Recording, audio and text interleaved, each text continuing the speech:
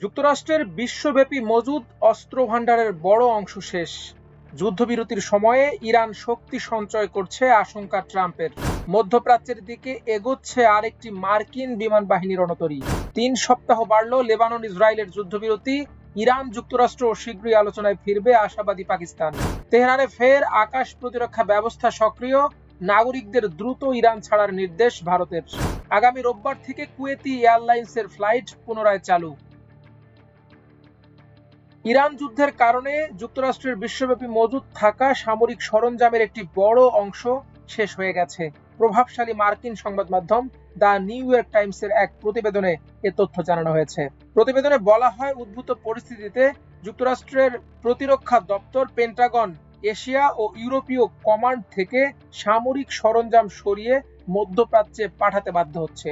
প্রতিবেদনে আরো বলা হয়, যদিও হোয়াইট হাউস এ পর্যন্ত যুদ্ধের সঠিক ব্যয় নিয়ে কোনো আনুষ্ঠানিক হিসাব দেয়নি, তবে দুটি স্বতন্ত্র সংস্থা জানিয়েছে ইরান যুদ্ধের পেছনে প্রতিদিন ব্যয় হচ্ছে প্রায় $100 কোটি, অর্থাৎ মোট ব্যয়ের পরিমাণ 28 বিলিয়ন থেকে 35 বিলিয়ন ডলার। বর্তমানে যুক্তরাষ্ট্রের যে গুরুত্বপূর্ণ অস্ত্রগুলোর মজুদ আশঙ্কাজনকভাবে কমেছে, তার মধ্যে উল্লেখযোগ্য হলো প্রিসিশন স্ট্রাইক মিসাইল তথা নির্ভরযোগ্য নিশানায় আঘাতকারী ক্ষেপণাস্ত্র, এটিএমসিএসএম ভূমি থেকে উৎক্ষেপণযোগ্য ক্ষেপণাস্ত্র এবং পেট্রিয়ট ইন্টারসেপ্টর মিসাইল। এদিকে মার্কিন প্রেসিডেন্ট বৃহস্পতিবার হোয়াইট হাউসে সাংবাদিকদের সঙ্গে কথা বলেন। ইরানের সঙ্গে চুক্তির সম্ভাবনা নিয়ে সাংবাদিকরা তাকে প্রশ্ন করেন। ওভাল অফিসে সাংবাদিকদের সঙ্গে এক উত্তপ্ত বাক বিতণ্ডায় মার্কিন প্রেসিডেন্ট ডোনাল্ড ট্রাম্প বলেন, যুক্তরাষ্ট্র ইরানের প্রায় 75% লক্ষ্য বস্তুতে আঘাত এনেছে।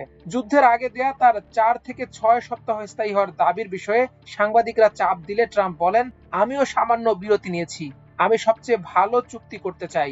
আমি এখনই একটি চুক্তি করতে পারি। তাদের পুনর্গঠন করতে 20 বছর সময় লাগবে, কিন্তু আমি তা করতে চাই না। ট্রাম্প আরো বলেন, আমি এর ওপর তেমন কোনো সময়সীমা চাপিয়ে দিতে চাই না, তবে এটি খুব দ্রুতই ঘটবে এবং আমরা হরমুজ প্রণালী খুলে দেব। মার্কিন ইসরায়েল যুদ্ধের জন্য মার্কিনীদের নিকট ভবিষ্যতে জ্বালানি তেলের চড়া দামের জন্য প্রস্তুত থাকতে সতর্ক করেছেন ট্রাম্প। তিনি বলেন, ইরানের হুমকি শেষ করা এবং দেশটির পারমাণবিক অস্ত্র অর্জনের সম্ভাবনা বন্ধ করার জন্য এটি একটি ছোট মূল্য মাত্র। ভোক্তাদের স্বল্প সময়ের জন্য বাড়তি খরচের মুখোমুখি হতে হবে। ট্রাম্প আরো বলেন, সাম্প্রতিক যুদ্ধবিরতির সময় ইরান হয়তো তাদের সামরিক সক্ষমতা কিছুটা পুনর্গঠন করেছে, তবে মার্কিন বাহিনী দ্রুতই তা অকার্যকর করে দিতে পারে। মার্কিন বিমান বাহিনী রণতরী ইউএসএস জর্জ এইচ.ডব্লিউ. বুশ মধ্যপ্রাচ্যের দিকে এগোচ্ছে। রণতরীটি যুক্তরাষ্ট্রের সেন্ট্রাল কমান্ডের দায়িত্বপূর্ণ এলাকায় প্রবেশ করেছে। সেন্ট্রাল কমান্ড এ তথ্য জানিয়েছে। সেন্টকম সামাজিক যোগাযোগ মাধ্যম এক্স এ রণতরীর একটি ছবি শেয়ার করেছে। এতে দেখা যায় নিমিউজ শ্রেণীর এই সুপার ক্যারিয়ারটি ভারত মহাসাগরে চলাচল করছে। মধ্যপ্রাচ্যে আগে থেকে থাকা মার্কিন জাহাজগুলোর সঙ্গে এই রণতরীটি যোগ দেবে নাকি অন্য একটি জাহাজের পরিবর্তে আসছে তা এখনো স্পষ্ট নয়, যদিও কিছু গণমাধ্যম এ বিষয়ে প্রতিবেদন প্রকাশ করেছে।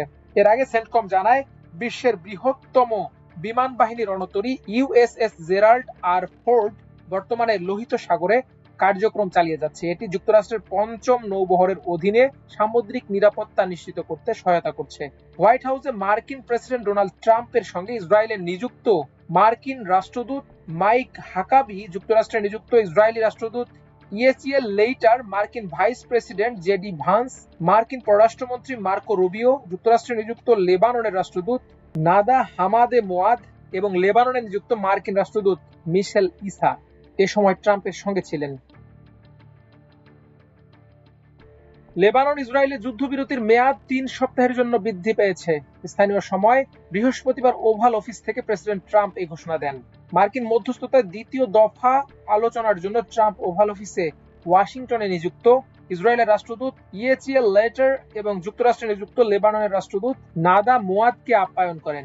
মার্কিন প্রেসিডেন্ট জানান, তিনি অদূর ভবিষ্যতে ইসরায়েলের প্রধানমন্ত্রী বেনিয়ামিন নেতানিয়াহু এবং লেবাননের প্রেসিডেন্ট জোসেফ আউনকে আপ্যায়ন করার জন্য উন্মুখ হয়ে আছেন।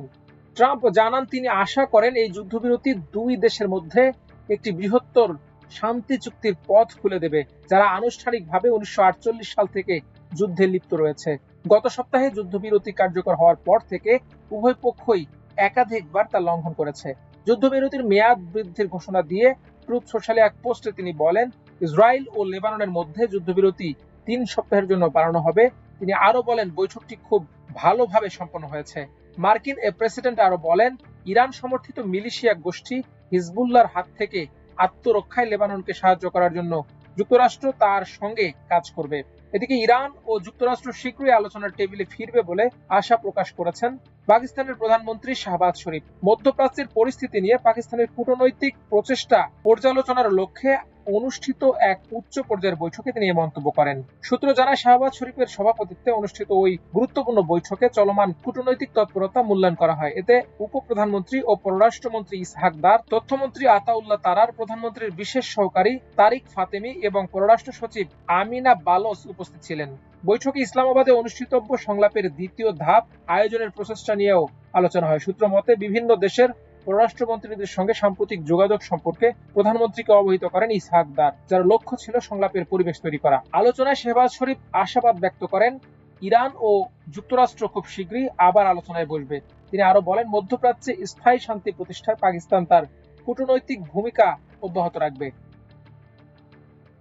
স্থানীয় সময় বৃহস্পতিবার তেহরানের কিছু অংশে বিমান প্রতিরক্ষা ব্যবস্থা সক্রিয় করা হয়েছে এবং ইরানের গণমাধ্যম শত্রুপক্ষ হিসেবে বর্ণিত লক্ষ্যবস্তুকে প্রতিহত করার চেষ্টার খবর দিয়েছে। মেহের নিউজ এজেন্সি জানিয়েছে, বিমান প্রতিরক্ষা ব্যবস্থা রাজধানীর আকাশে থাকা লক্ষ্যবস্তুতে আঘাত হেনেছে। অন্যদিকে নূর নিউজও জানিয়েছে, বেশ কয়েকটি এলাকায় আকাশ প্রতিরক্ষা ব্যবস্থা সক্রিয় হয়েছে।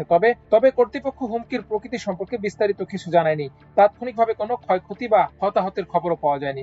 সংঘাত ক্রমাগত বাড়তে থাকায় ইরানের বিমান প্রতিরক্ষা ব্যবস্থাকে সতর্ক অবস্থায় রাখা হয়েছে এবং এই ঘটনাটি ক্রমবর্ধমান উত্তেজনার মধ্যেই ঘটেছে। এদিকে এনডিটিভি জানায়, শত্রুপক্ষের বিমান তৎপরতার খবরের পরিপ্রেক্ষিতে বৃহস্পতিবার সন্ধ্যায় তেহরানের বিভিন্ন অংশে বিমান প্রতিরক্ষা ব্যবস্থা সক্রিয় করা হয়েছে বলে ইরানের রাষ্ট্রীয় সংবাদ মাধ্যম জানিয়েছে।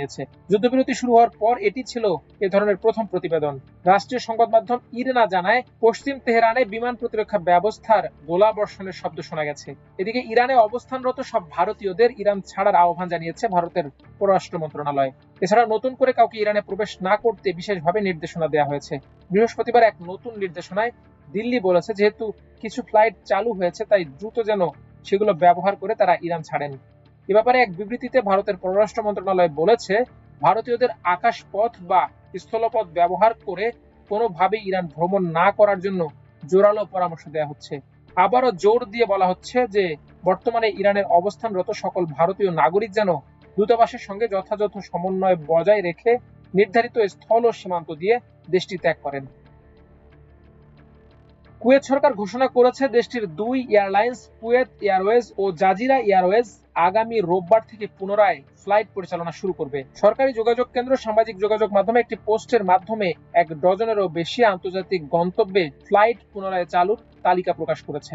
কুয়েতের বেসামরিক বিমান চলাচল কর্তৃপক্ষ কুয়েত আন্তর্জাতিক বিমানবন্দর বৃহস্পতিবার থেকে খুলে দেওয়ার ঘোষণার পরই এই সিদ্ধান্ত এলো। গত 28 ফেব্রুয়ারি থেকে বিমান চলাচলে সাময়িক ও সতর্কতামূলক স্থগিতাদেশের পর এই বিমানবন্দরটি পুনরায় চালু করা হচ্ছে।